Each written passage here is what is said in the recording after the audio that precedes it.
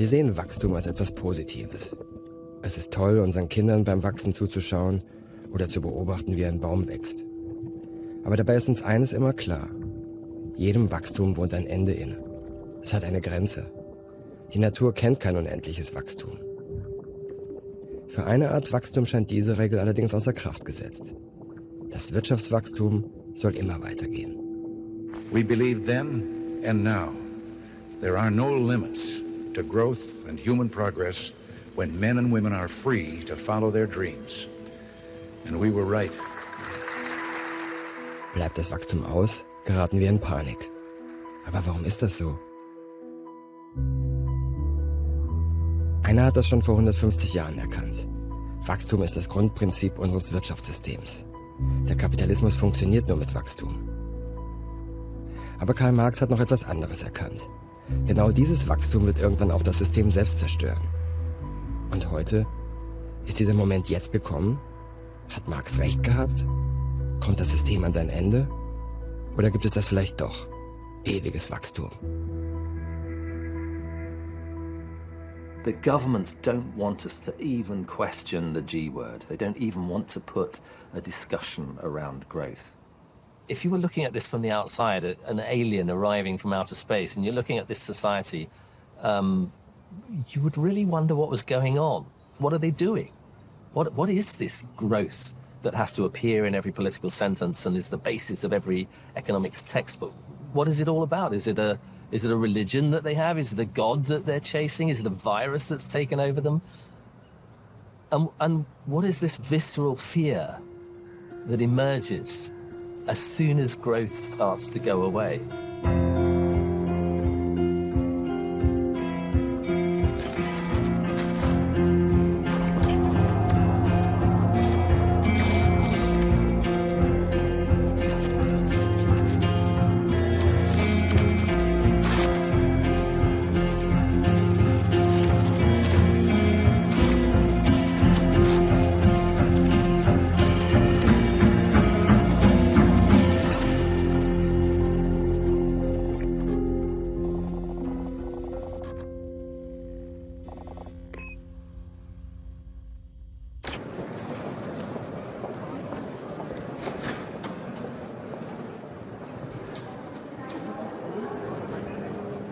Eine Gesellschaft ohne Wachstum kann es gar nicht geben, weil die Bedürfnisse der Menschen, die ja weit übers Materielle hinausgehen, jeden Tag Wachstum entstehen lassen. Selbst eine relativ immaterielle Gesellschaft, die also keine Smartphones konsumiert oder keine PKWs haben möchte oder keine neuen Möbel in die Wohnung sich stellen möchte, würde Wachstum kreieren, indem sie Dienstleistungen nachfragt. Also medizinische Behandlungen, psychoanalytische Sprechstunden, Tanzkurse, Lesungen. Und deswegen ist Wachstum nicht zu trennen von dem Verhalten der Menschen. Ich bin von Australien sehr angetan, also auch unternehmerisch geht da vieles. Die sind unkonventionell. Und die haben die Einstellung, in so geht anders. Genau. Ja, die sind sowas von entspannt. Insbesondere in Deutschland, aber wahrscheinlich auch in weiten Teilen Europas, generell der westlichen Gesellschaften, ist Wachstum immer so ein Teil der nationalen Narration, der Erzählung, der Identität. Und deswegen, glaube ich, ist die Politik fasziniert von der Wachstumsdebatte. Weil man dort einen Begriff hat, mit dem sich Politik schmücken kann und gleichzeitig Zustimmung beim Wähler und bei der Bevölkerung bekommt.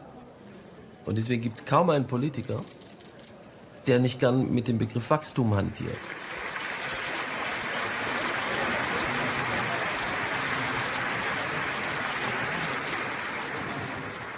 Portugal, Wirtschaftswachstum, starkes Wirtschaftswachstum in Spanien, Verbesserung der Beschäftigungssituation, ein ziemlich einzigartiges Wirtschaftswachstum in Europa, Irland mit 7%, kann man sagen, ist eine kleine Ausnahme, hat gute Freunde in Kanada und den Vereinigten Staaten von Amerika, aber wie dem auch sei, jedenfalls beachtliche Entwicklungen und auch Griechenland, wenn es sein Programm umsetzt, wird ein Land sein, das wieder zu Wirtschaftswachstum zurückkehrt. Der Bundesverband der deutschen Industrie ist Deutschlands einflussreichster Lobbyverband.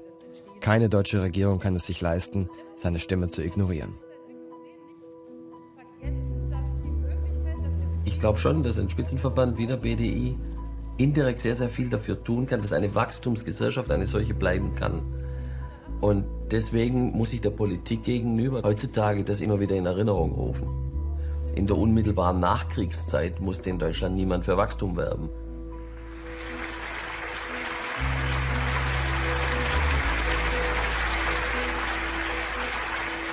Das Wachstum wird meines Erachtens so oder so weitergehen, ob wir die Weichen stellen oder nicht. Solange es Menschen auf diesem Planeten gibt, die Bedürfnisse haben, wird es Wachstum geben. Ich halte das für ähnlich unabänderbar wie die Schwerkraft.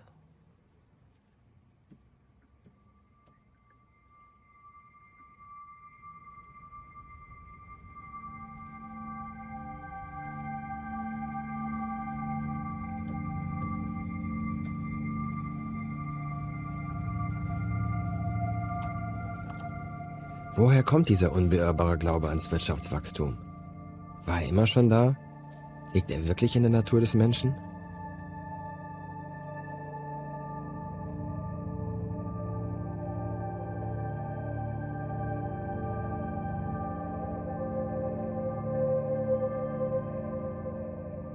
It was through audacious and imaginative use of mass production methods that U.S. industry was able to perform its wartime miracles.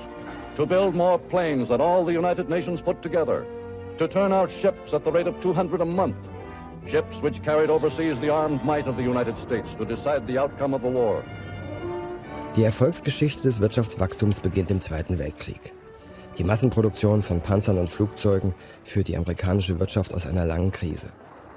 Der Ausstoß an Kriegsgerät wird mit einem ganz neuen statistischen Maß gemessen, dem GDP, zu Deutsch BIP, Bruttoinlandsprodukt. Wächst die Produktion, also das GDP, wächst auch der Wohlstand. Von dieser neuen Gleichung sind die Amerikaner so überzeugt, dass sie ihre Verbündeten zwingen, ihre Wirtschaftspolitik auch danach auszurichten. Von jetzt an soll nicht mehr das Einkommen der Bürger zählen, sondern nur noch das Wachstum.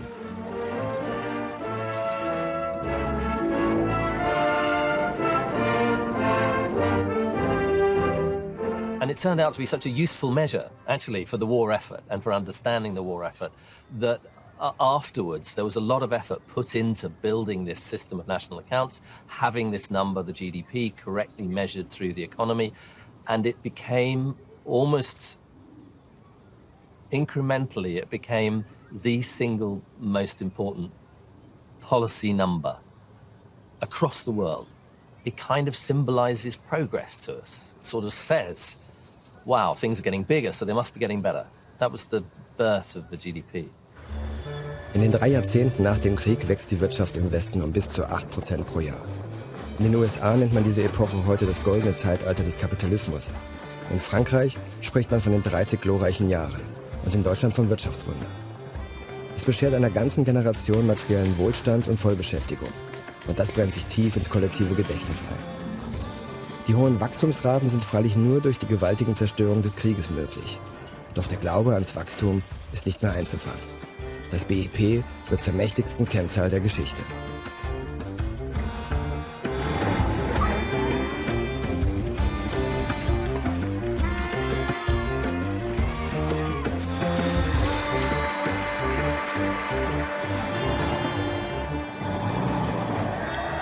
And the economy and the growth of the economy was doing a good job for us when we were young, if you like, when as an economy, as a society, we were young. And one of the really important things to say is that there are some societies where that is still necessary, where you still need that growth, where you still need food, clothing and shelter, where there are very, very poor, undernourished people living on less than the price of a skinny latte from the cafe downstairs. And that's a situation where growth makes some sense. But the idea that as human beings, all we want ever is more and more stuff doesn't really stack up. So after a certain point, you have to ask yourself, well, how much is enough? How much more do I need to grow the economy to satisfy human appetites?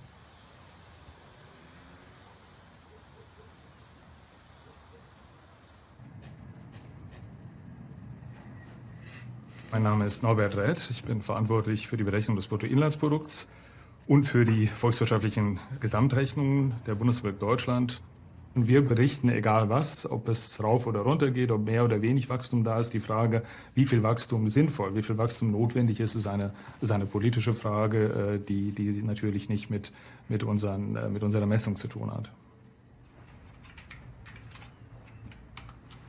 Das Bruttoinlandsprodukt soll alle Leistungen umfassen, unabhängig von moralischen Kategorien. Und da gehört auch zum Beispiel Prostitution dazu. Das ist ein beachtlicher Markt. Es werden Leistungen erbracht, da fließt Geld, zweifelsohne. Dasselbe gilt für Drogenhandel, für Schmuggel. Also das sind Tatbestände, die in der Wirklichkeit passieren und deshalb auch abzubilden sind. Die negative Auswirkung auf die Umwelt wird nicht berücksichtigt. Sie hat keinen Marktpreis. Das Aussterben seltener Arten in Euro zu fassen, ist nicht möglich, wäre aber auch ein anderes Konzept. Ist das nicht vielleicht eine etwas einseitige Sicht? Nein, also ich kann nicht erkennen, dass wir da eine einseitige Fokussierung auf wirtschaftliche Vorgänge hätten. Das ist zu einseitig. Ja.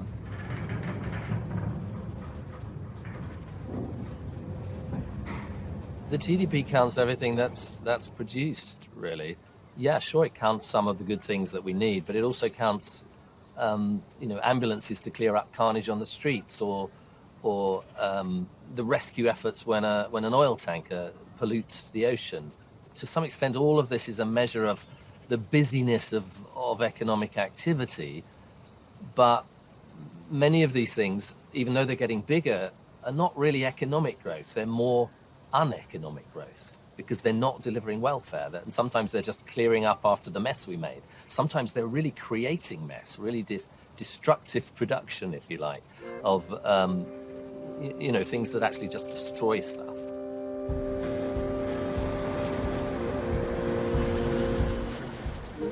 In den 70er Jahren sinken die Wachstumsraten erstmals, auch wegen der Ölkrise. Der Boom ist vorbei. Die Märkte sind gesättigt, die Wirtschaft in den westlichen Industrieländern stagniert. Millionen Menschen werden plötzlich arbeitslos.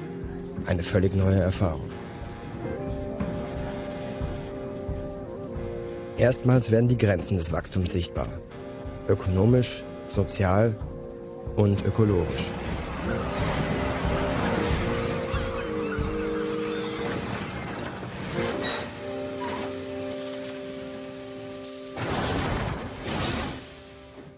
We do have some understanding about growth. 1972 präsentieren Wissenschaftler in Washington im Auftrag des Club of Rome den Bericht Die Grenzen des Wachstums. Die Forscher des renommierten MIT in Cambridge hatten erstmals in einer Computersimulation berechnet, wohin stetiges Wirtschaftswachstum die Erde führen würde. Ihr Ergebnis ist ein Alarmsignal und es wird weltweit gehört. When resource consumption is doubling every 20 years, Zum ersten Mal wird der Menschheit vor Augen geführt, dass Wirtschaftswachstum auch negative Folgen hat und dass die natürlichen Grenzen des Planeten bald erreicht sein werden. Die Erfolgsgeschichte des Wachstums gerät ins Wanken. The most important lesson is that we're near the end of a development of society which has been going on for about 2,000 years. That we've reached levels of prosperity which carry the seeds of disruption and necessitate a complete relook at the whole world's social, political and other situations. Der Bericht des Club of Rome wird 30 Millionen Mal verkauft und erregt weltweit große Aufmerksamkeit. Die Erkenntnis, dass exponentielles Wirtschaftswachstum die Lebensgrundlage der Menschheit auf dem Planeten zerstört, ist damals noch neu und schreckt viele Menschen auf. Einerseits. Doch schnell werden die Wissenschaftler angefeindet, ihre Berechnungen als unverantwortliche Schwarzmalerei angezweifelt. Weil nicht sein kann, was nicht sein darf. Die Wachstumsstory soll weitergehen.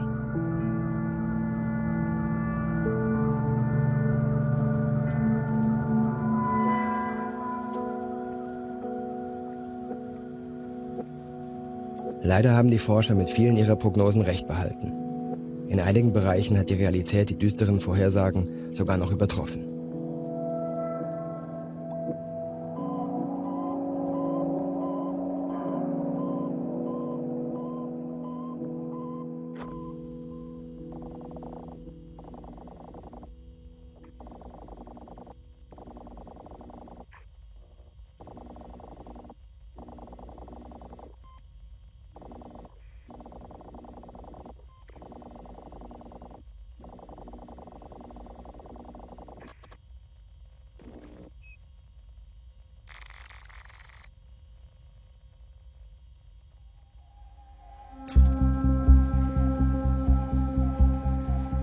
Als der Bericht des Club of Rome weltweit für Aufsehen sorgt, ist der brasilianische Urwald im Amazonasbecken noch fast unberührt.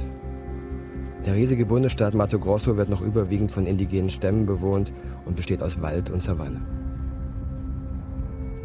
Heute ist davon nicht mehr viel übrig. Seit Mitte der 80er Jahre frisst sich der Fortschritt mithilfe internationaler Investoren in den Regenwald. 35 Fußballfelder Waldfläche verschwinden dabei pro Minute. Und es funktioniert immer nach dem gleichen Prinzip. Zuerst kommen die Holzfäller, dann die Rinderzüchter und schließlich die Sojabarone.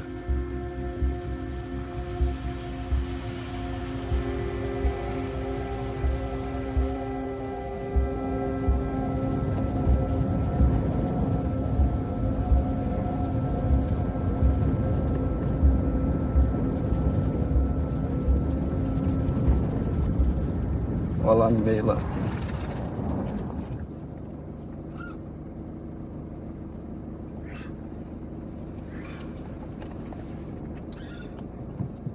Charada.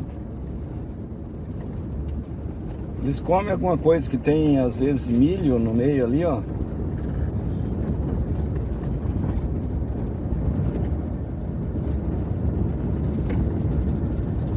Essa região era uma região que não existia nada praticamente, né? Ela foi aberta pelos governos brasileiros, integrar para não entregar, eles falavam assim. E aí, então, foi aberta essas áreas na época e hoje, dentro da fazenda aqui, tem de 24% a 25% de reserva.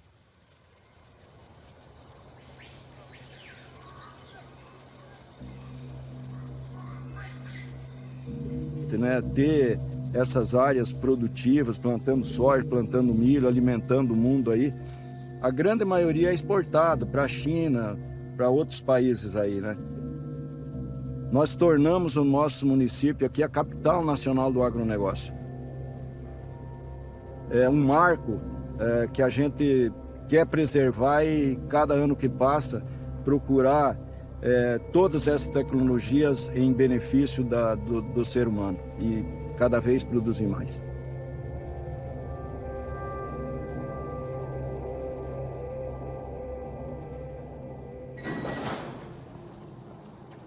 E hoje, em termos de avião agrícola, é um dos melhores, né?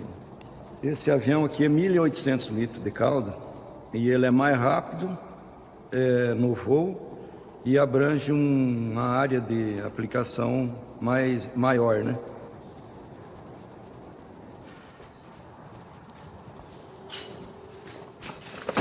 Isso aqui é glifosato. Aqui é da Baster, né?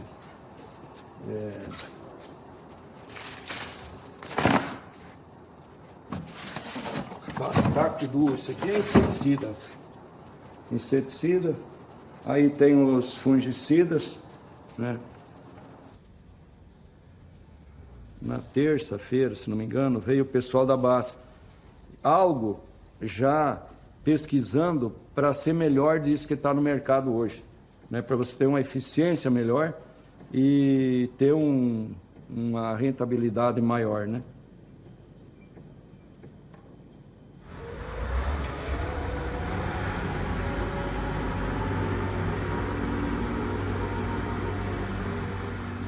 Das tropische Klima beschert der Agrarindustrie in Mato Grosso 3 bis 4 Ernten pro Jahr und riesige Profite. Soja und Mais für Export und Tiermast.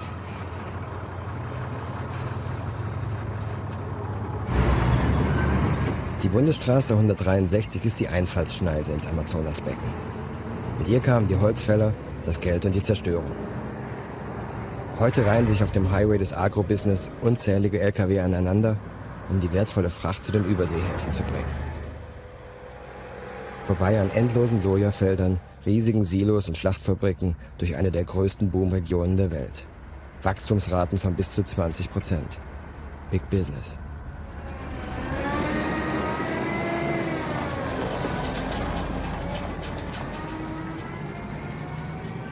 In the 70s, this region, it was just populated by Indians. It's just amazing forest. 34 years just of colonization, and it's the most important region in agribusiness of the country. It's the right place to make new investments, to make money.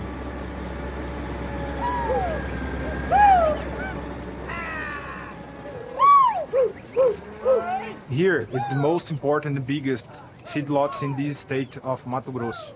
The cattle, a good part, is exported to Russia, China, and other countries. Here we work, it's just classify the animals.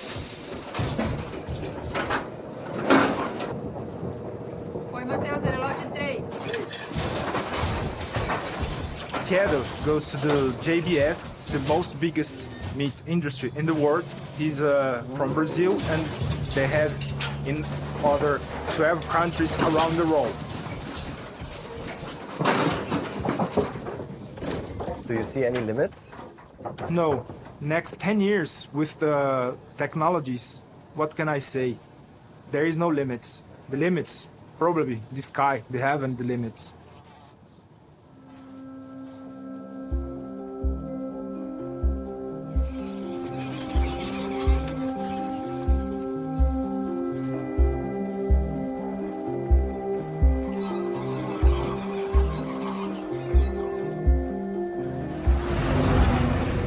In nur wenigen Jahren wurde die unberührte Wildnis Mato Grossos zur größten Nahrungsmittelfabrik der Welt umgebaut.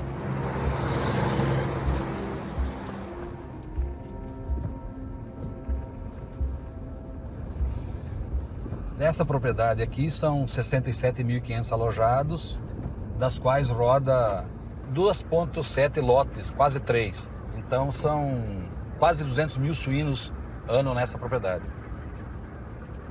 E os frangos são 96 barracões, com 27.500 frangos cada barracão, aonde roda 6 vezes. Então vai dar 2 milhões e 600 alojados, mais de 15 milhões de frangos ano.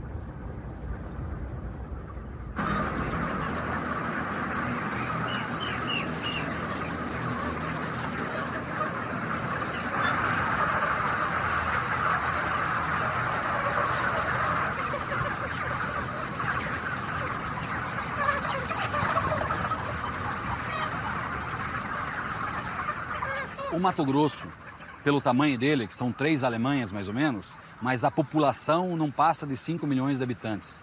E a parte de produção, então, ela é bem menor ainda. O Mato Grosso tem esse tipo de empreendedor que está hoje, ele busca ajudar a mudar leis, ele ajuda a bancar situações, cria-se muitas associações para criar força para a gente buscar resultados. Então, dentro da legislação ambiental, é difícil, mas nós estamos num lugar que a gente tem espaço. Questão de leis, a gente, digamos assim, mais você tem que entrar dentro do mercado, você tem que se adaptar. É muito fácil resolver o problema da área de preservação. Se alguém entrar lá dentro, o cara é multado. Se alguém botar fogo, ele é multado. Ele tem que proteger a floresta. Ao mesmo tempo, ele não tem lucratividade nenhuma, paga imposto sobre T.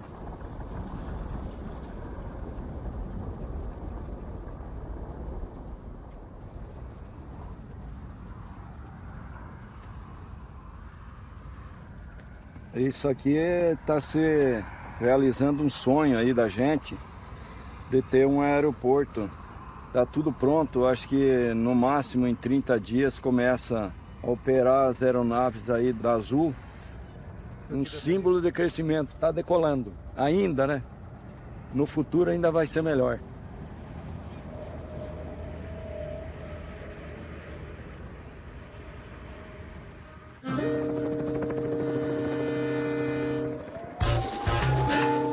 Als Antwort auf die Krise der 70er Jahre werden die Weichen in der Wirtschaftspolitik umgestellt. Neues Wachstum soll her, koste es, was es wolle.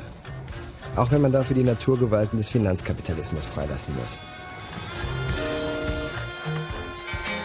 Die hatte man nach dem Zweiten Weltkrieg an die Kette gelegt, weil man sie für die große Weltwirtschaftskrise der 30er Jahre und den Krieg mitverantwortlich gemacht hat. Monetarismus heißt das neue Zauberwort. And monetarism was the idea that if you put more money into the economy, liquidity it was called, that additional money in the economy would help real investment, that would help give us more production, it would allow us to consume more goods, and we would get growth back again. So this little hiatus, if you like, in the 70s, primarily caused by the oil crisis, led to a transformation in the economics of our societies, and in particular how we think about growth and how we think about stimulating growth. Die Politik dereguliert die Finanzmärkte. Banken, Versicherungen und Investmentfonds bekommen mehr Einfluss und dürfen jetzt zocken. Mit Währungen, Aktien und sogar mit der Altersversorgung der Bürger. Das Kapital wird entfesselt. Die Finanzindustrie wird mit Geld geflutet.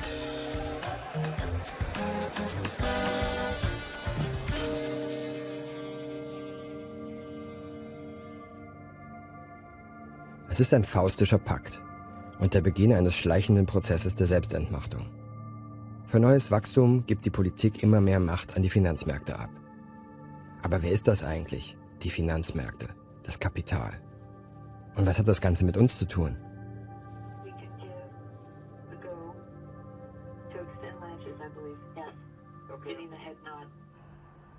Die Allianz-Gruppe ist Europas größter Versicherungskonzern und einer der größten Player an den Finanzmärkten.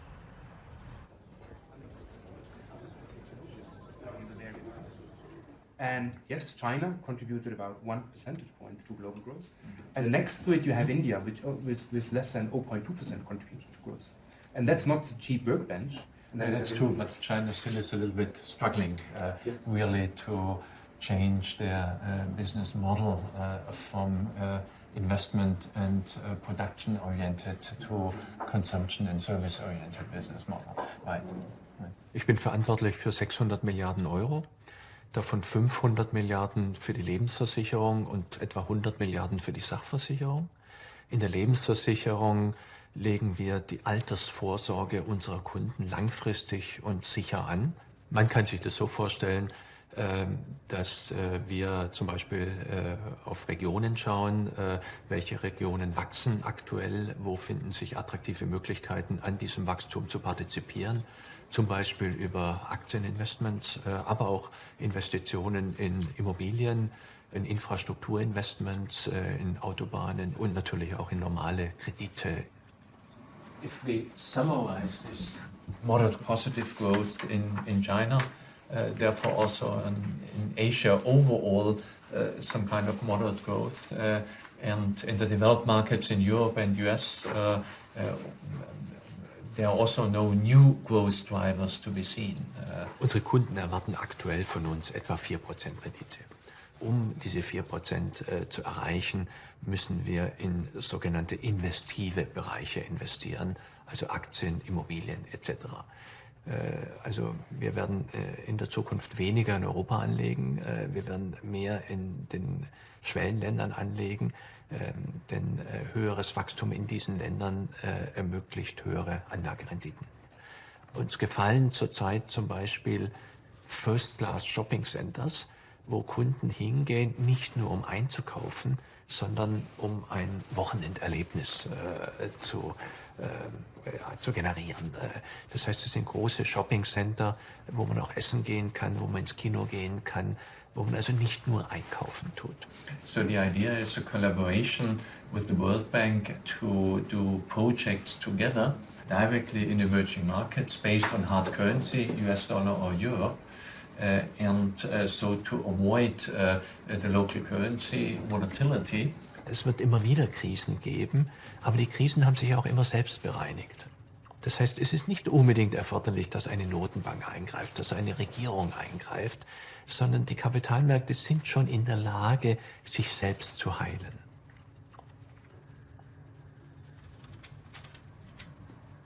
Eine Welt, ein wirtschaftliches System ohne Wachstum ist nicht möglich. Stillstand bedeutet Rückschritt und Rückschritt bedeutet Einbußen im Wohlstand. Nein, also ich möchte mir eine Welt ohne Wachstum nicht vorstellen. If we invest in emerging markets, get a nice collateral, a nice covenant on it, so we have a security we can sell if necessary, like the airplane in the aviation finance area. That's, let's say, a win-win situation for us. I think that's a yes. Denken Sie an die 70er, 80er, 90er Jahre, wo man sich wirklich Gedanken gemacht hat, ob das Wachstum ökologisch verkraftbar ist. Und ich denke, heute sieht man eindeutig, ja, es ist ökologisch verkraftbar.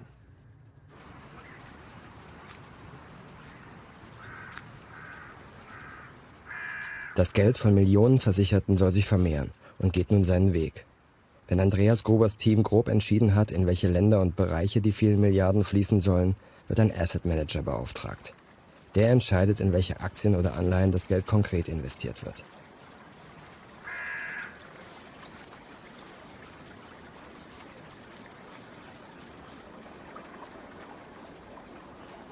Most of our clients are institutions, companies, pension funds, employers' federations, also unions, churches, central banks, sovereign wealth management companies. What they want is they want their money invested in the capital markets. Our customers expect their capital to be returned. They want their money back, and they want a return on that capital. And the more growth there is, the higher the return. Wir werden gemessen an Performance, an das, was wir erwirtschaften. Und wenn das nicht stimmt, dann steigt der Druck.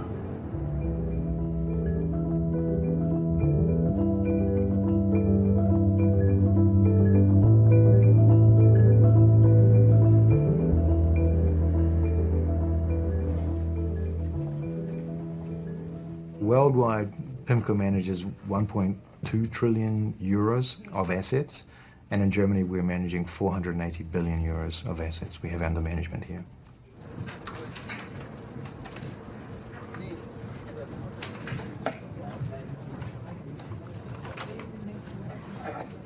So the financial markets, they have a social role in distributing people's savings towards investment. And that investment is usually a form of debt. So when you take out a loan, for example, to buy a house, that loan could end up in a bond, and we could end up buying that bond. So growth is important so that individuals and companies who borrow money in the capital markets can actually pay those loans back.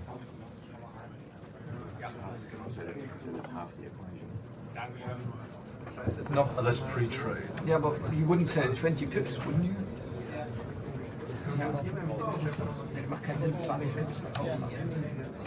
So there's always debt in the system, and we can aggregate that up to the whole country level. And without growth, that debt cannot be repaid back. Imagine a world with zero growth. That's a world in which pretty much everything gets frozen. If you haven't got a job in this new world with no growth, bad luck. You're going to have to wait for somebody to retire before maybe you get their job. A society without growth probably won't work at all. Not for long. It'll degenerate into collapse.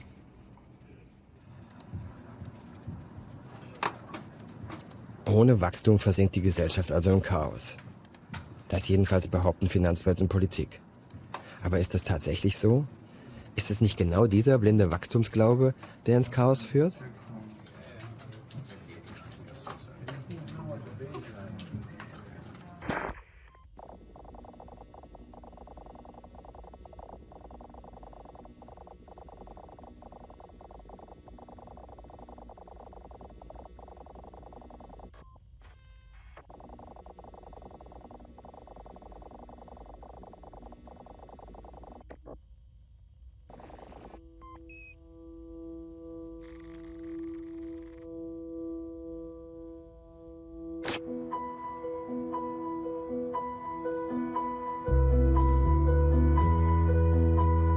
Von der Londoner City und der Wall Street aus hat die Finanzwelt in den 80er Jahren ihren Einfluss auf Politik und Gesellschaft immer weiter ausgebaut und ist zur treibenden Kraft des Kapitalismus geworden.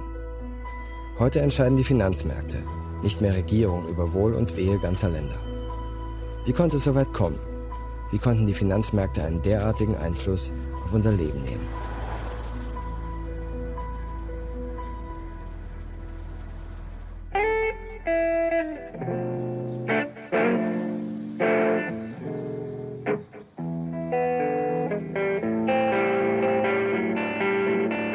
Einer, der die Finanzwelt kennt wie kaum ein anderer, ist Stuart Cowley.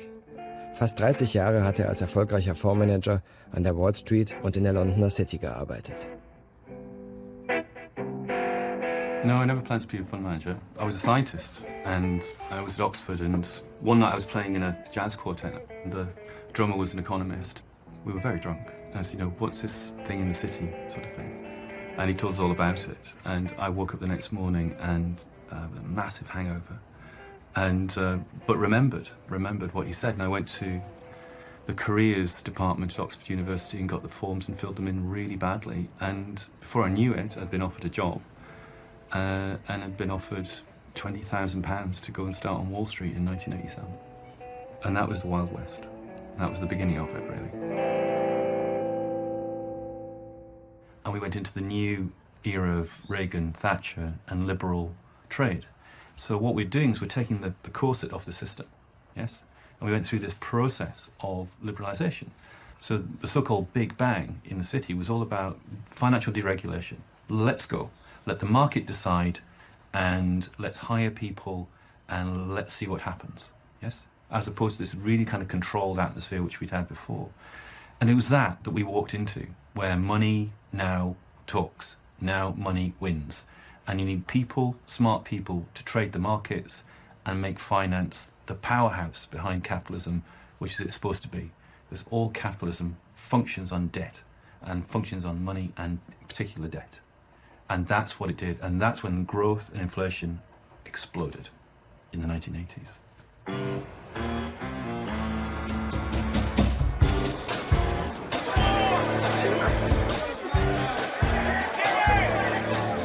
Der Plan scheint aufzugehen. Die Börse brummt. Wachstum soll jetzt nicht mehr durch steigende Löhne und höhere Steuereinnahmen finanziert werden. Es soll jetzt auf Pump kommen. Staat und Bürger sollen sich bei Banken und Kapitalgebern verschulden, um zu konsumieren und so Wachstum zu generieren.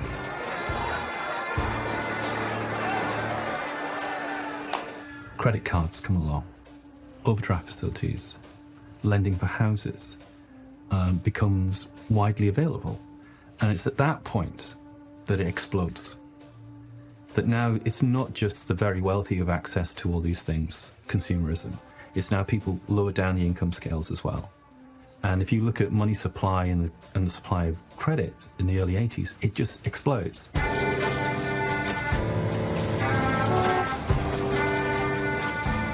There's been access to consumerism and kind of promotion of consumerism, plus debt, which has created the growth and created where we are today.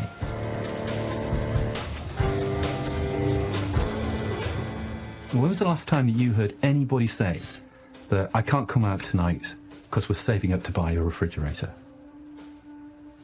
It just doesn't happen, yeah? Nobody waits anymore. Die kalte Logik des Marktes übernimmt. Und sie produziert Verlierer und Gewinner.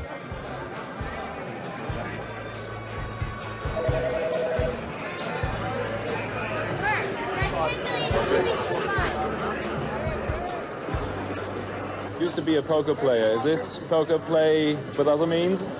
Well, yeah, I've played some poker in my lifetime. I suppose a lot of people in this business have. I think that there's a common feeling that playing cards or playing blackjack or something like that is gambling. But of course, we know it's not really gambling. It's taking into account the probability of certain events occurring and placing wagers accordingly. We would call that the art of speculation.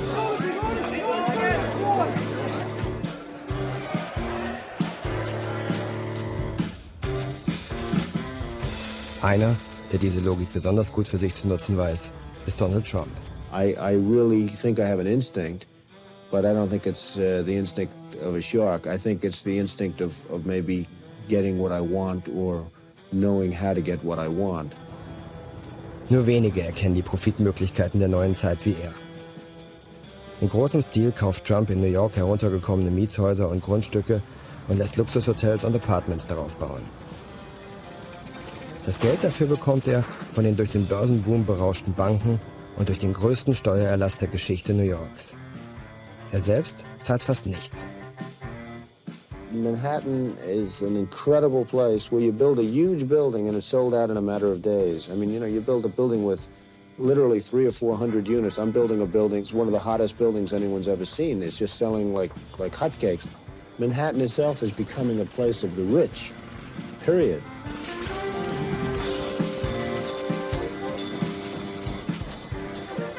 Where are your limits, Mr. Trump? Well, I don't know what my limits are, but I know that when I reach my limits, I hope I'm going to be able to know that at that point.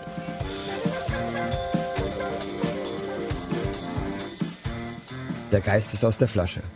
Die schöne neue Welt des Finanzkapitalismus ist jetzt nicht mehr aufzuhalten. Und es wird ein enormer Aufwand betrieben, sie den Menschen als berechenbares und sicheres System zu verkaufen.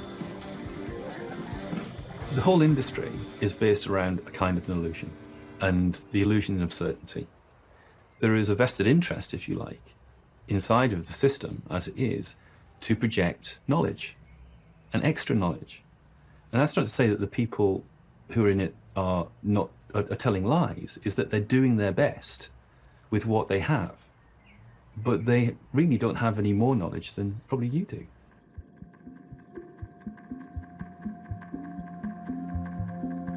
Eine zentrale Rolle im Finanzsystem spielt der New Yorker Konzern Bloomberg. Seit den 80er Jahren versorgt das Unternehmen Börsenhändler und Banker blitzschnell mit Aktienkursen und Finanzdaten aus der ganzen Welt. Damit ist Bloomberg zu einem der einflussreichsten Medienkonzerne der Welt aufgestiegen. Rund um die Uhr verbreiten heute Bloombergs Nachrichtenagentur und Börsensender die frohe Botschaft vom freien Markt. Our role in financial markets is as a provider of transparency. We provide a huge amount of data, huge amount of numbers on markets, on economies, on companies. All the things that investors and companies themselves need to operate, to make money, can be discovered through the Bloomberg, be it through the data we provide, or be it in the form of breaking news from our journalists from around the world. It's a one-stop shop for the financial markets.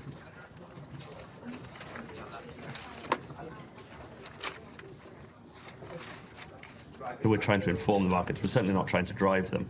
Providing a chronicle of capitalism, telling the story of money, is vitally important to Bloomberg and central to what Bloomberg does. We're trying to make a real-world feel for people so that they understand what's happened and why it's happened and what may happen next.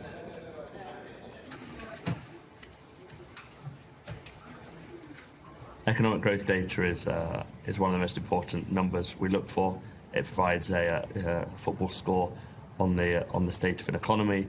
Steady, solid growth in financial markets is usually reflected in solid, sustainable growth in economics, in demand, in jobs markets. The reason is that people feel wealthier.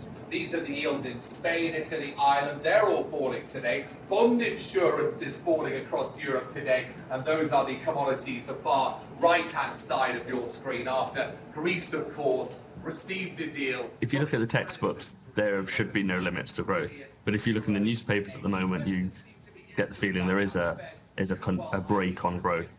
The central question now is whether we're in a cyclical slump or whether something structural is going on. The shares 9% lower, biggest drop since 2008. And do you have a personal opinion on that? I don't have a personal opinion. I'm a journalist. I do, but I'm not going to share it.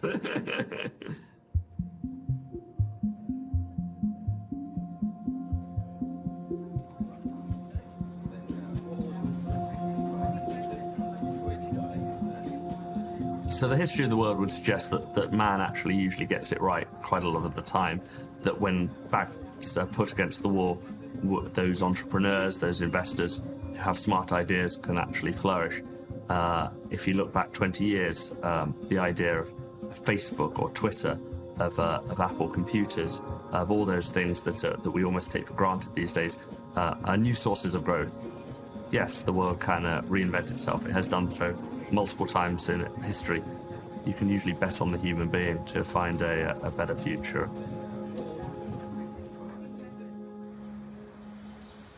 Oh, I used Bloomberg for throughout my 28-year career, every single day. These information systems empires are based upon people remaining to have confidence in the information that they're giving out and the promotion of the ideology and the narrative which finance is based around, which has increasingly become this kind of game show approach to things in order to get people to invest, be interested, see the possibilities in it. The capitalist message, if you like. For a period of time, everybody wins. That's the thing. And it's stable. Mathematically, it's stable for a certain period of time. And then, as a number of economists, Marx, Keynes have pointed out, is eventually all these manias go up a lot and then they crash down.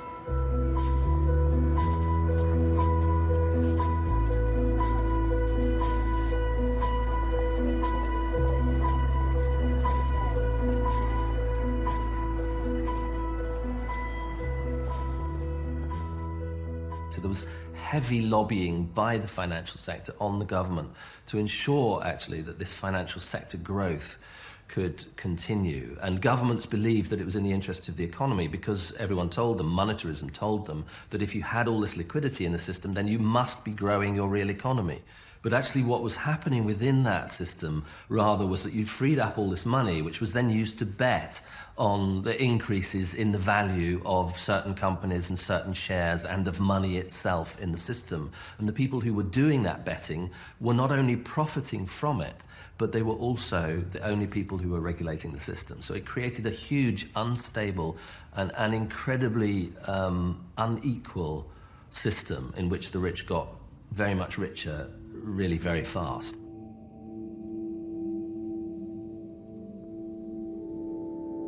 Seit Jahrzehnten wird die Gesellschaft nun zu einem riesigen Markt umgebaut, zu dem es angeblich keine Alternative gibt. Das viele Geld, das an den Finanzmärkten von wenigen verdient wird, schreit immer weiter nach Verzinsung und ist heute schon in die letzten Winkel der Welt eingedrungen. Billionenschwere Profite suchen permanent nach neuen Möglichkeiten, sich zu vermehren. Die Welt scheint dem Kapital langsam zu klein zu werden.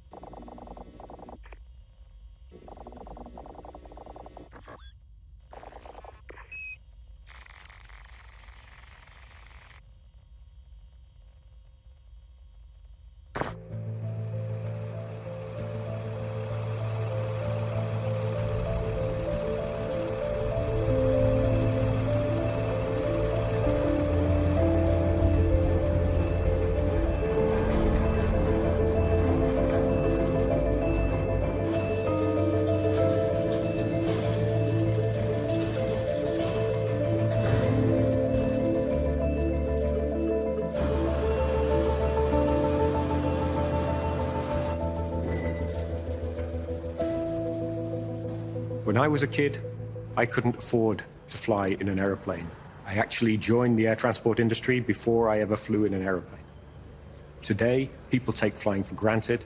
It shaped the way we buy goods. It shaped the places people go to. It shaped the meetings between people and different cultures. Over the next 20 years, we expect the world to need 32,000 new civil aircraft, passenger aircraft and freighter aircraft. And we expect to sell a significant share of those 32,000.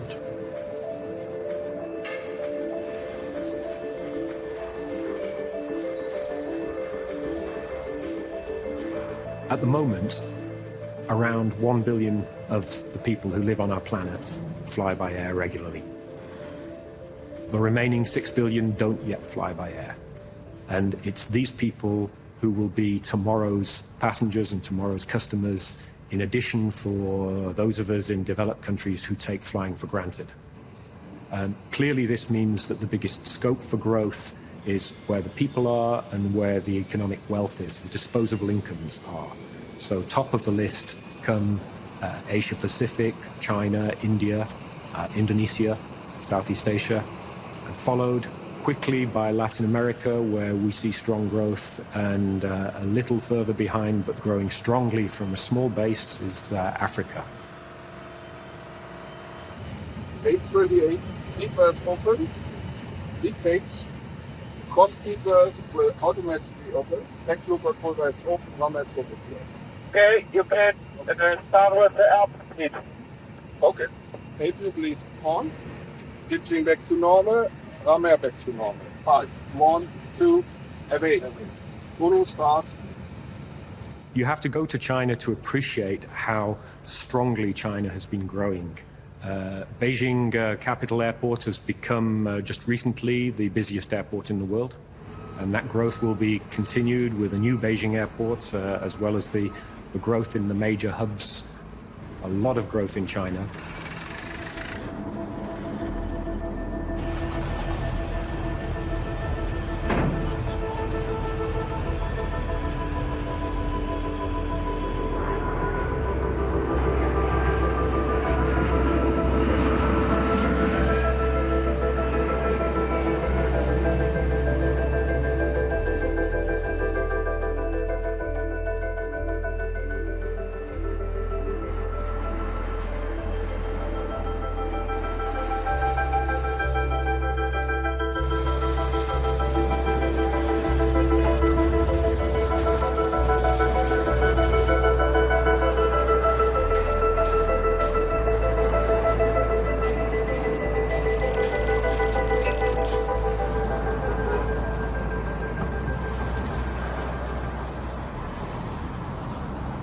We have delivered over the last 6 years more than 100 brand new airplanes to the airlines in China. Every year, more than, in other terms, about one airplane every 3 days up to China. Fascinating. The change is spectacular.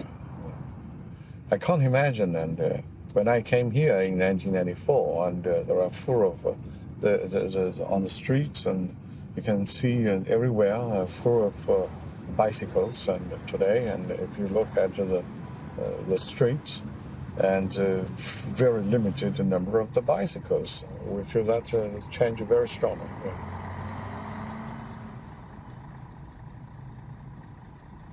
But you have more traffic jams today. Traffic jam is a real headache in Beijing. It's a huge city like Beijing. There are too much cars. Yes, it's another headache.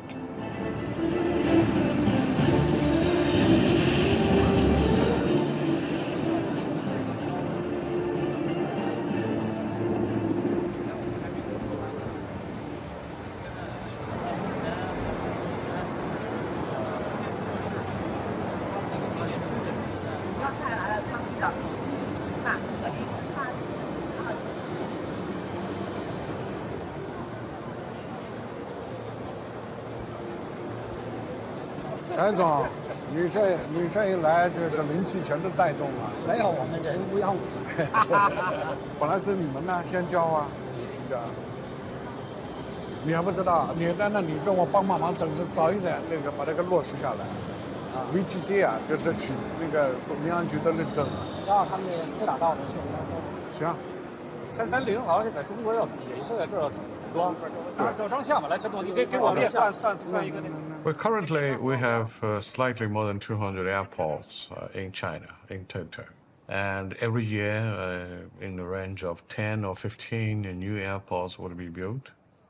The market is huge, and we are optimistic because with 1.4 billion population, imagine if everybody can afford the travel expenses, even a peasant with low-cost business model, a worker is willing to travel by air. The market is fantastic. You can't imagine. And I already seen the sign of that. That's why when I look at, every time I'm asked about the perspective of the market, I cannot measure the dimension of this market when I have the reference of 1.4 billion, which is even more important than the whole of Europe. Every 15 years, the world fleet will be doubled again. In China, you don't need to wait 15 years, 7, 8 years, you get the fleet doubled. It's quicker than in other parts of the world. But more air traffic means more pollution. What do you do about that? We made every single effort to try to reduce the emissions. But if we look at the social benefits, at the economic benefits the aviation industry bring to the humanity, and then people may think differently. We are trying to make the world smaller and smaller, to make it a real village.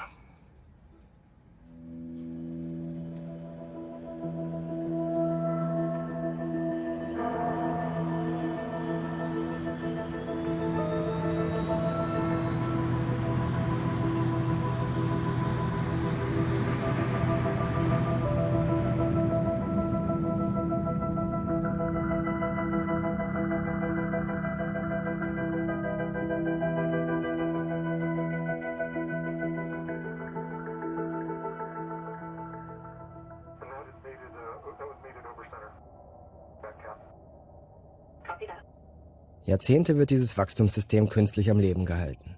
Mit Krediten. Nur ein paar wenige trauen sich zu sagen, dass das nicht ewig gut gehen kann. Aber niemand hört auf sie. Im September 2008 ist der Moment gekommen. Das Kartenhaus stürzt ein. Okay, Tracy, I'm cleaning off the tip of the gun.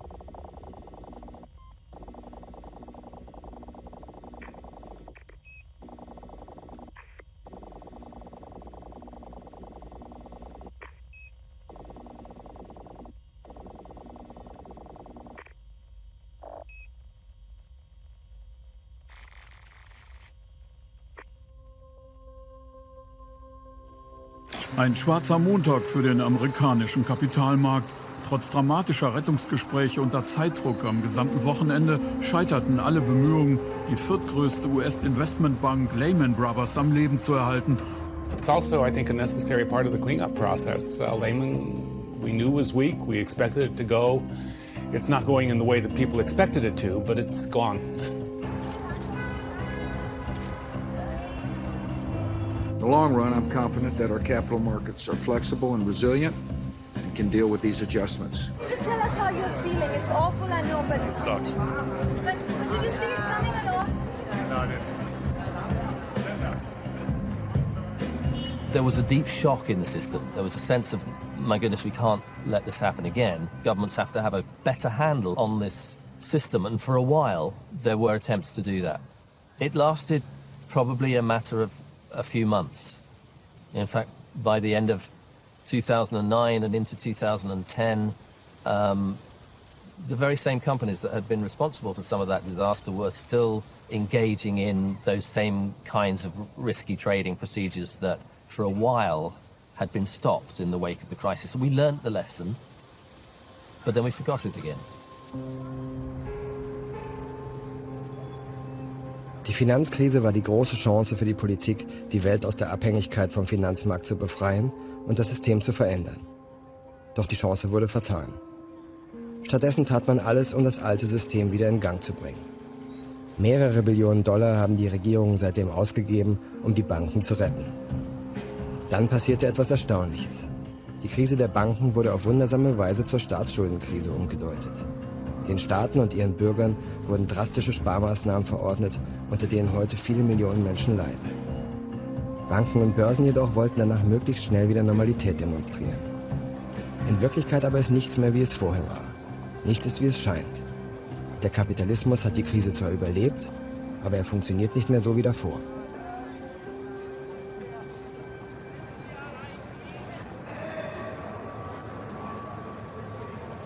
even though it's not as busy as it used to be, this is still the center of capitalism. You can look at all the tourists who are outside the building taking pictures. They all still believe this is the center of capitalism.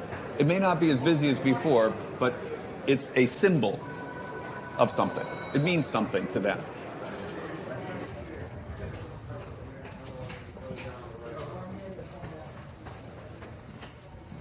Here we have all visits, like when President Bush came onto the floor and visited. It's John Thain, the former CEO of the New York Stock Exchange. You're looking for growth. That's what all of these people are looking for. How to grow their companies, how to grow the economy, how to make more money, how to employ more people, how to get people wages growing. The whole game here is how to get growth, how to employ people, how to keep the global economy going. That's what it's all about. Come on.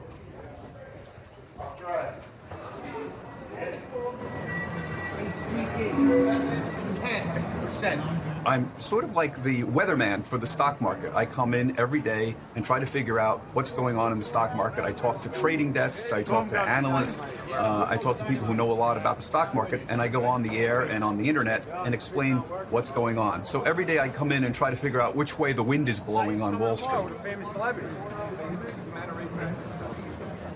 $100,000 opening, $16.12. Go for it. Well, congratulations. It's a big day for all of you. Congratulations, and again, happy to have you. Thank you very much. This is my favorite part of my job. Watching. IPOs. Watching people make money. Watching capitalism at work. That's fine. No, congratulations. Thank you. Thanks, Bob.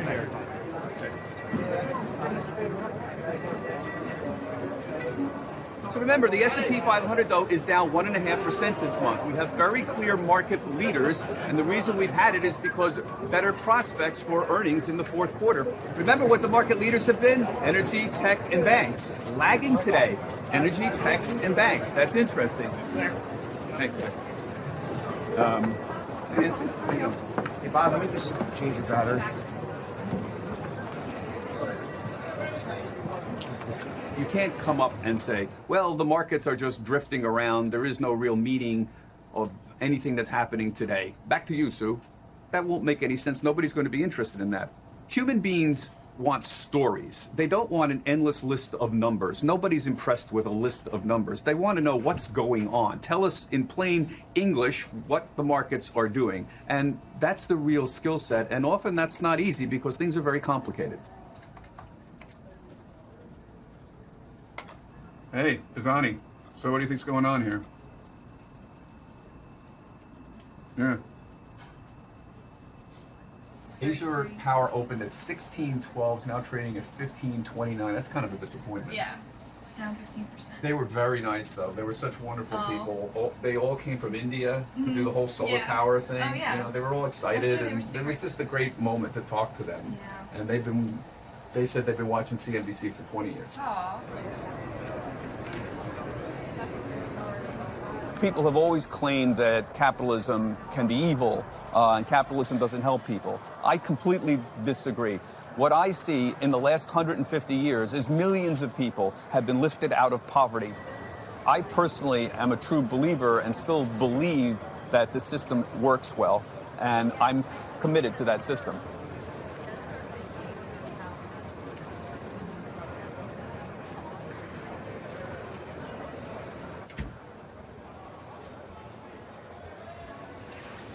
Als ich angefangen habe in der New Yorker Börse, waren wir schon etwa 5.000 Menschen auf dem Parkett. Geld steht immer noch im Mittelpunkt, aber die Menschen sind im Zuge der Technologisierung fast vollends verschwunden. Wir sind statt 5.000 jetzt nur noch ein paar hundert. Sicherlich die Fassade nach außen ist immer noch die New York Stock Exchange und das sieht alles sehr ehrwürdig aus und das ist furchtbar wichtig. Aber im Prinzip sind es jetzt die Maschinen, die das Rennen machen bei uns. Die wirkliche Börse findet in Glasfaserleitungen statt, in Hochgeschwindigkeitsrechenzentren und nicht mehr bei den Menschen, die wir auch bei der Börsenberichterstattung sehen. Früher sind die Aktienkurse deshalb gestiegen, weil Unternehmen mehr Gewinne erwirtschaftet haben. Wenn die Gewinne eines Unternehmens steigen, weil dann steigen eben auch die Aktienkurse. Ich glaube, das kann man nachvollziehen und da haben wir immer noch auch die Verbindung zwischen realer Wirtschaft und Börse. Wir haben in den USA seit langer Zeit bei den großen Konzernen überhaupt kein Ertragswachstum. Im Gegenteil, die Gewinne sinken, trotzdem steigen die Börsenkurse. Der Aktienmarkt bläst sich immer weiter auf und koppelt sich von der echten Wirtschaft, von der Realität ab. Wir haben trotz der aggressiven Geldpolitik kein verstärktes Wirtschaftswachstum. Wenn das kein Indiz dafür ist, dass sich das System verändert, massiv verändert, ich weiß auch nicht, wie viel größer der Beweis noch sein muss. Die Tatsache, dass hier Dinge passieren, die wir alle noch nicht erlebt haben, bei denen wir deshalb vielleicht auch nicht wissen, wie wir damit umgehen müssen, wenn der Schuss mal nach hinten losgeht, das sorgt zweifelsohne auch bei meinen Kollegen auf dem Parkett, wie auch bei mir, für eine gehörige Portion Angst.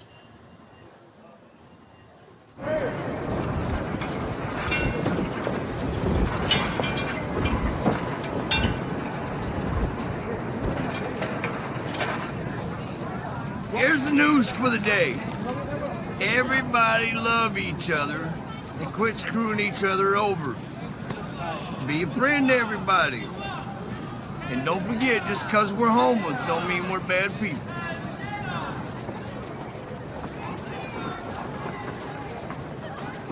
I think what we've seen over the last few years is cracks in the shiny surface of capitalism.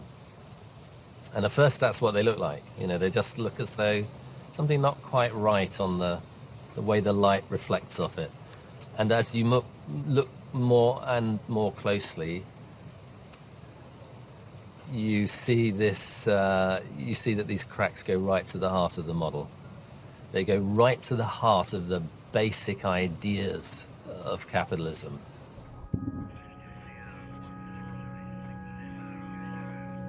Funktioniert der Kapitalismus also überhaupt noch? Hält das System, was es verspricht? Wachstum, Arbeit und Wohlstand für alle?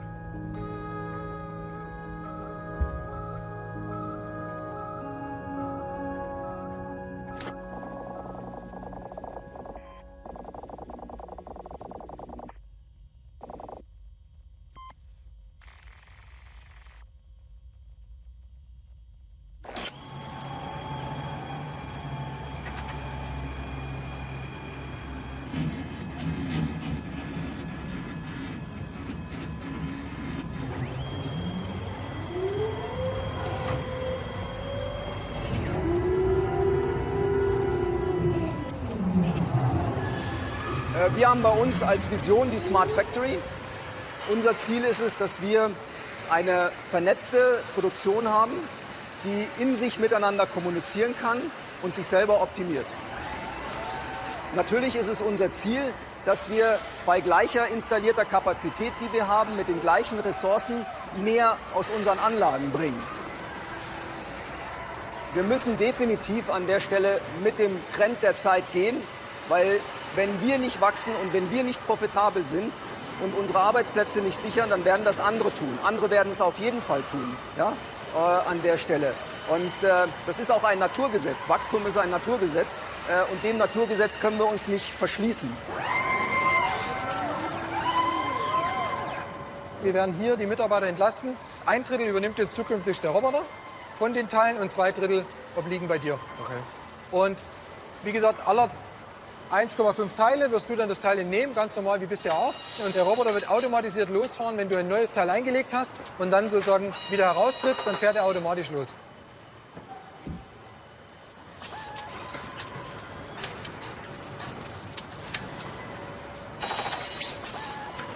Alle unsere Tätigkeiten, die wir derzeit in unseren planerischen Überlegungen für die Fabriken haben, ist, dass wir den Menschen entlasten von schweren Tätigkeiten. Nehme ich das Beispiel vom Karosseriebau. Früher war der Karosseriebau einer der dreckigsten Arbeitsplätze in der Automobilindustrie. Ein manueller Arbeitsplatz mit schweren Handpunktschweißzangen, wo die Bleche miteinander verbunden worden sind. Heute haben wir einen Karosseriebau hochautomatisiert. Wir haben eine reine Luft hier drin, hell beleuchtet, und so müssen wir diese Veränderung weiter aktiv gestalten. Der Mensch und der Mitarbeiter, der tritt wirklich in den Mittelpunkt und kann sich um das Wesentliche der Arbeit und der Technologie beschäftigen und diese weiterentwickeln. Das müssen wir jetzt schaffen, den Menschen zu vermitteln, dass die Digitalisierung nichts Bedrohliches ist, sondern eher Chancen bietet für neue Berufsgruppen, für neue Berufsfelder, die wir heute teilweise noch gar nicht wissen. Werden wir noch sehen.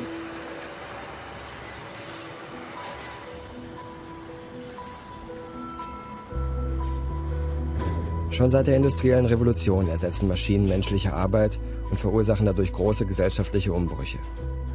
Doch bislang ging es dabei immer nur um die Muskelkraft des Menschen. Heute sind Maschinen in der Lage, das zu tun, was uns Menschen einzigartig gemacht hat. Sie haben angefangen zu denken.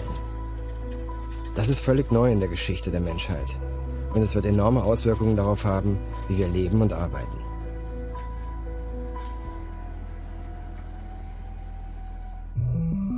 Can technology think? Watson can. IBM Watson is a technology unlike any that's come before. Because rather than force humans to think like a computer, Watson interacts with humans on human terms. You don't program Watson, you work with Watson. And through your interactions with it, it learns, just like we do. Ja, die lernen. Ja, es sind Selbstlernende, das kann man vielleicht noch dazu sagen. Selbstverständlich steht im Zusammenhang mit dem Begriff kognitiv auch der Umstand, dass diese Systeme und auch die Komponenten lernen. Und damit wir zum Beispiel, wenn es darum geht, einem solchen System Inhalte beizubringen, längst an dem Punkt sind, wo wir nur noch 1/3 des gesamten Kontexts interpretieren helfen, damit das System beginnt zu lernen und dann große Teile dessen, was außerdem noch erfasst werden muss, vom System autark erlernt werden. Are you interested in talking about how I express and understand emotions? I can express emotions with my voice, gestures, and talent, as well as the colorful lines in my eyes and on my shoulders.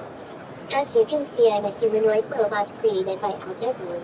I'm a sophisticated combination of hardware and software designed to interact with humans and bring them joy. Thank you. Ich persönlich bin fest davon überzeugt, dass über die nächsten Jahre eine Verselbstverständlichung dieser Technologien in der Hand des Individuums stattfindet. Wir sind nicht dabei, uns in irgendeiner Form selber abzuschaffen. Im Gegenteil, wir heben eigentlich nur den Level, auf dem wir unsere eigene Kreativität zum Einsatz bringen, an. Und das halte ich für ein extremes Privileg. In Zukunft wird fast jede Routinetätigkeit eines Arbeiters oder Angestellten von einem Algorithmus oder einem Roboter ausgeführt werden können. Millionen Jobs werden verschwinden. Die neuen Technologien bringen zwar Wirtschaftswachstum, aber kaum neue Jobs. Und das könnte am Ende auch für den Kapitalismus selbst gefährlich werden. Denn wer soll all die schönen Dinge kaufen, die täglich in Massen produziert werden, wenn es nicht mehr genug Menschen gibt, die sie mit dem Lohn ihrer Arbeit bezahlen können?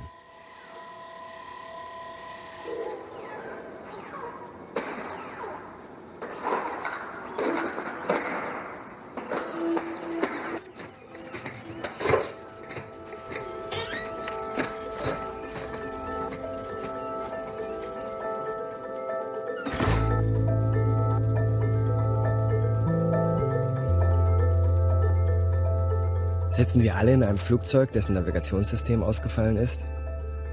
Haben wir das System noch unter Kontrolle? Oder hat es längst uns unter Kontrolle?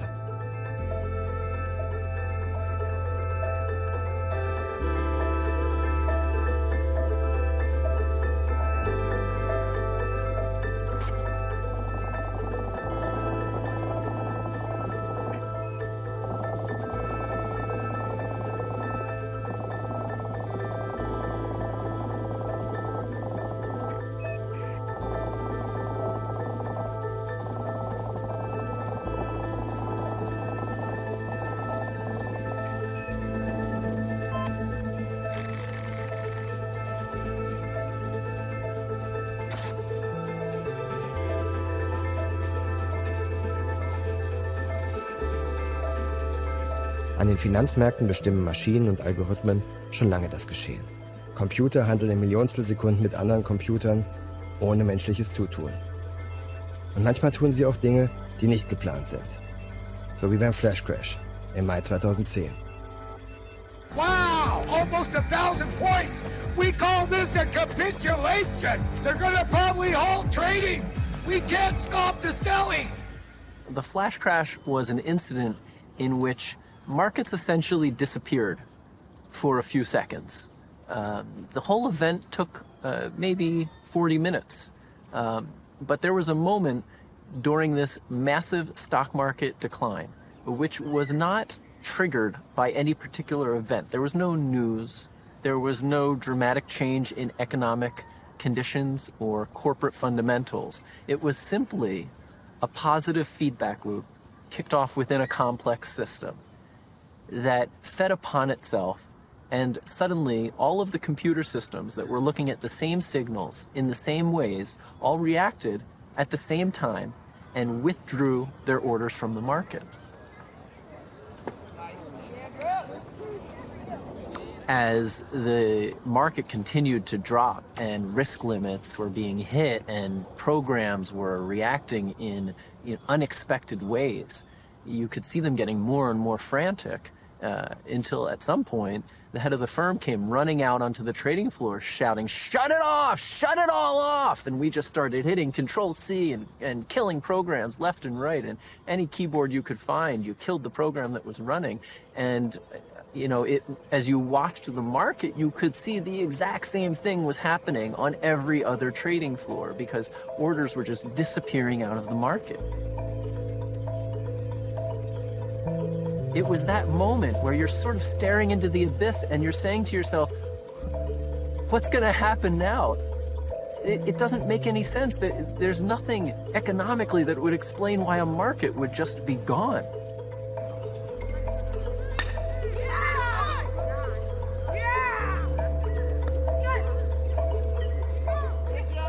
The modern financial market, it has become what would be called a complex adaptive system.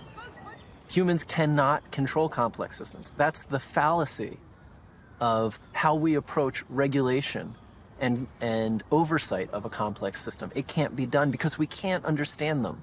There's too much going on. Do you think we have lost control of the system?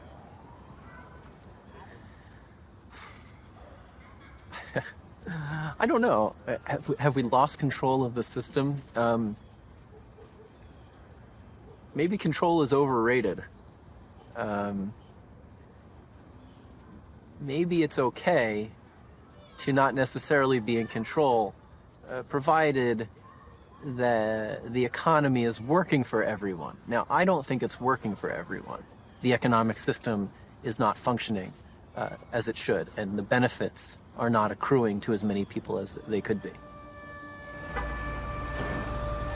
Auch der Flash-Crash blieb folgenlos. Seither hat sich die Umschlaggeschwindigkeit des Kapitals sogar noch weiter erhöht.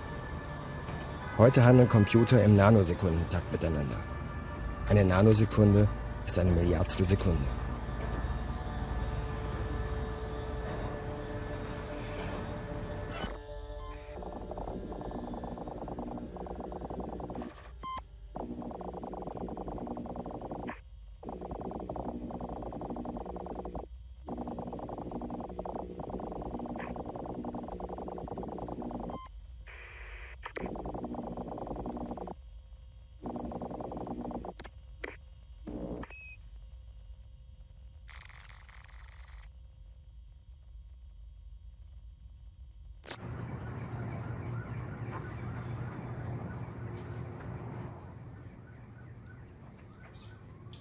In this room, that's what we do here. We have an on-off switch, right? There's really no human intervention. I really don't believe in leaving the room and letting, something trade unattended. It's about being there with the creation that, you've worked on. Even if I don't know, you don't control it, but you watch it. Is it doing everything that you designed it to do?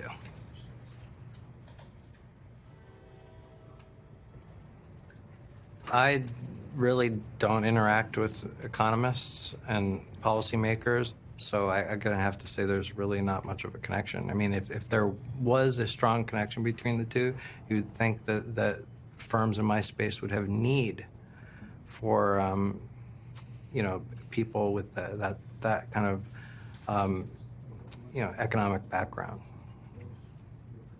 As I said, who do we hire? We hire scientists, technologists, and lawyers. We don't hire MBAs, we don't hire economists.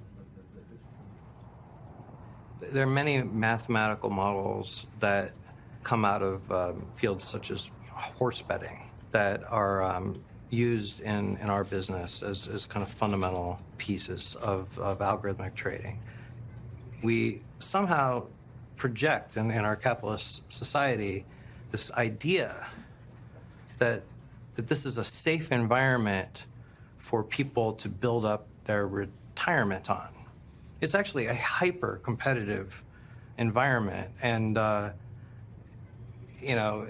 depending on the product, there's sometimes I feel safer going into a casino than trading certain products in our space. I mean, so there's this idea that that markets are somehow going to support a very, very large base of the population and kind of produce returns for them, when in our space, all we do is try to eliminate those returns. I mean, that's the job. It is a very different world than the way it's advertised to the general public.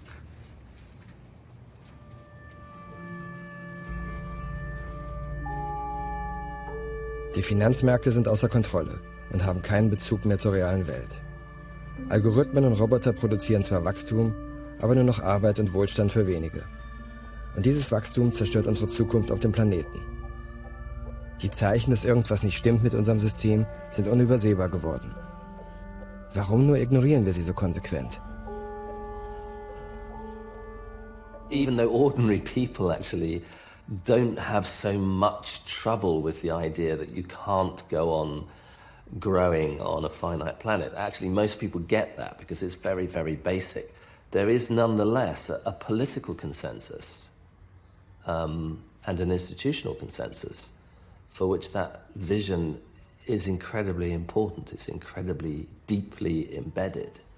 And so what you have is it's almost like a kind of collective schizophrenia, that on the one hand we can see the blindingly obvious, it's staring us in the face, and it is at one level something that even my kids, the school kids, can get, that you just don't go on growing and growing forever when you're in a finite place, and the only mechanisms from biology or from nature that we see that do that end up basically killing their host.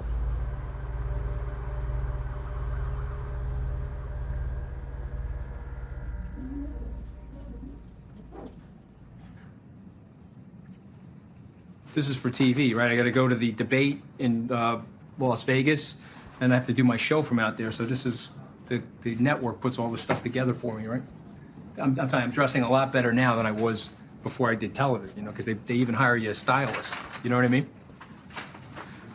You guys look like shit, so you obviously don't know what I'm talking about, but, this is some really nice clothing.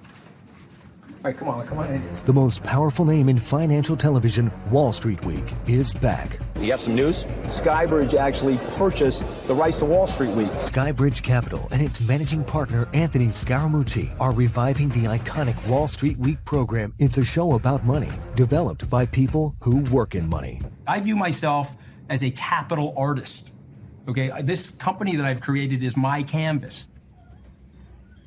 I know you guys in the media don't like capitalism, but someone's had to pay for the camera and the microphone. So, I mean, at the end of the day, the capitalist system is the only system that we've been able to design that works. Wall Street is still, whether people like it or not, it's part of the participatory engine to financial growth. Let me just give you a perfect example. The American fracking process, the technological solution is created.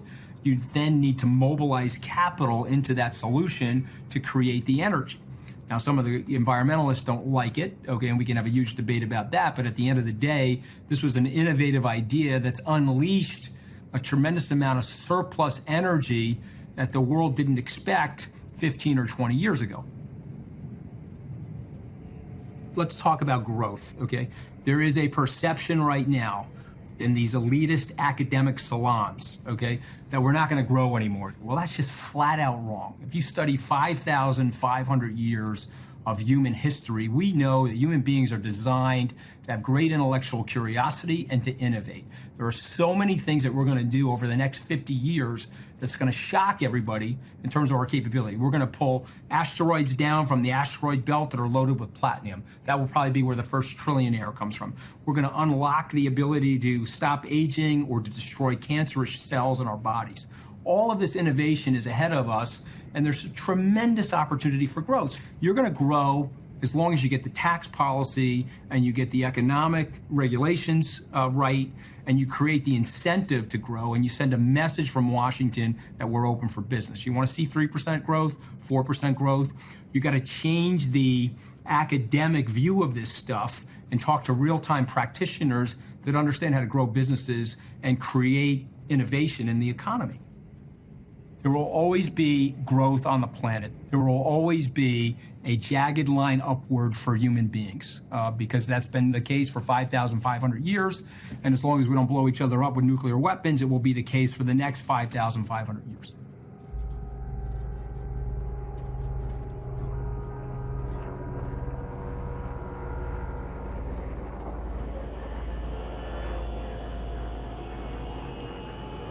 There's a sense of desperation to this strategy. There's a sense of having, for a decade or so recognized there might be some limits to our ability to continually grow this system. And now, we're tired of that idea. We don't want to be so realistic in the world. We would much rather have, a total fantasy for our guiding star. We would like to have this vision that, no, we don't have to think about curtailing growth. We have to think about making growth even stronger. We have to go harder for it. We have to make America great again.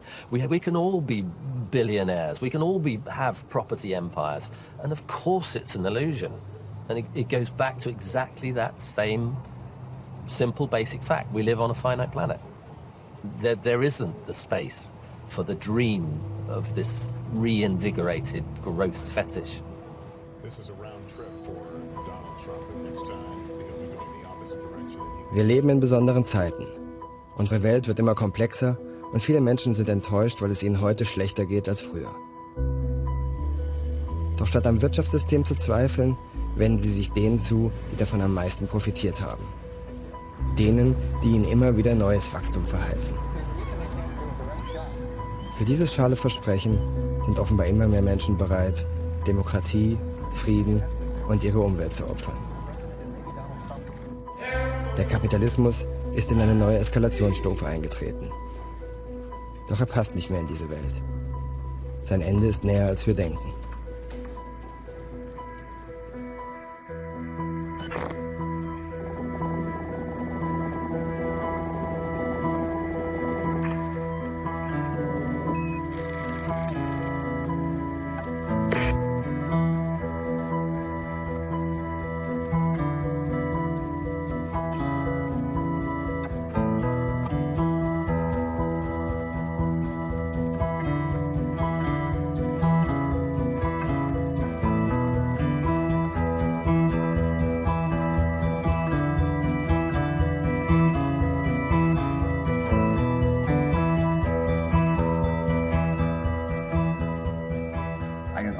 Or a pessimistic person?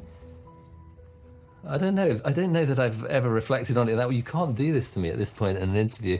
Am I an optimist? Yes. Optimism is an act of will. Optimism is what a football team has to hold to the very last minute, even if it's a goal behind, if it wants to win. And I think Gramsci once said it's pessimism of the intellect, it's optimism of the will, and this is not just a snappy thing to say. It's actually the most constructive thing to say. We gain nothing really from pessimism, and we gain everything from being optimistic about the future.